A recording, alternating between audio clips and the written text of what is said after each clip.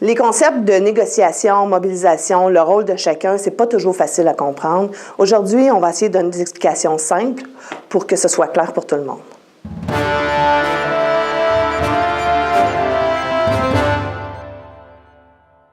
D'abord, tout le monde sait qu'on a une convention collective. L'objectif d'une convention collective, c'est de restreindre le droit de gestion de l'employeur.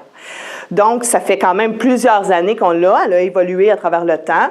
Et à chaque période de négociation, bien, le syndicat tente d'aller chercher de meilleurs avantages pour ses membres, mais l'employeur, lui, tente de récupérer une partie de son droit de gestion puis de simplifier la vie.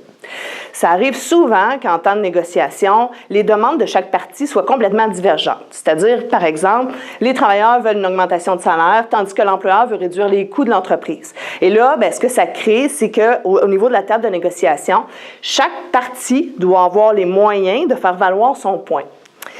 Pour le syndicat, le moyen qu'on utilise, c'est la mobilisation.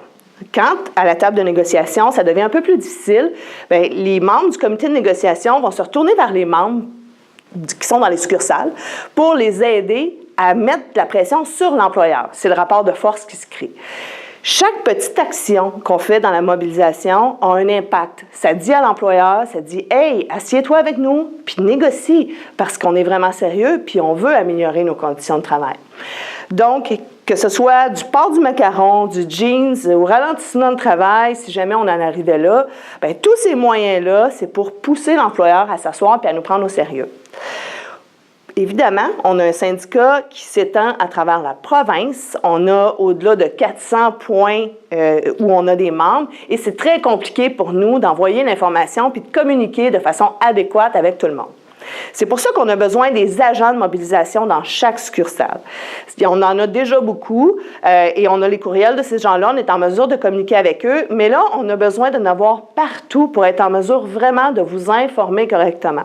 Ces gens-là vont recevoir des courriels qui vont être particuliers pour eux. Ils vont recevoir aussi des communiqués particuliers pour eux pour leur permettre de bien transmettre le message à leurs collègues, de les informer correctement, puis aussi de remonter l'information de ce qui se passe dans la succursale, c'est quoi le feeling des autres. Donc, pas de relation de travail, pas de négociation d'aucune forme avec l'employeur, seulement de passer la communication, de donner l'information et de s'assurer que tout le monde est au même point au niveau de sa compréhension.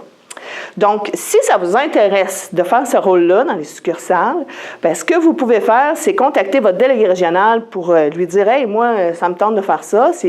Ça ne demande pas énormément de temps, puis vous êtes déjà sur les lieux de toute façon. » Vous pouvez le joindre, votre délégué de succursale, trouver son numéro sur le site du SEMB ou sur l'application Sentinelle, vous allez voir, il y a dans « Appelez votre syndicat », vous allez être en mesure de trouver votre région, vous pesez sur le piton de votre région, puis ça va contacter votre délégué direct.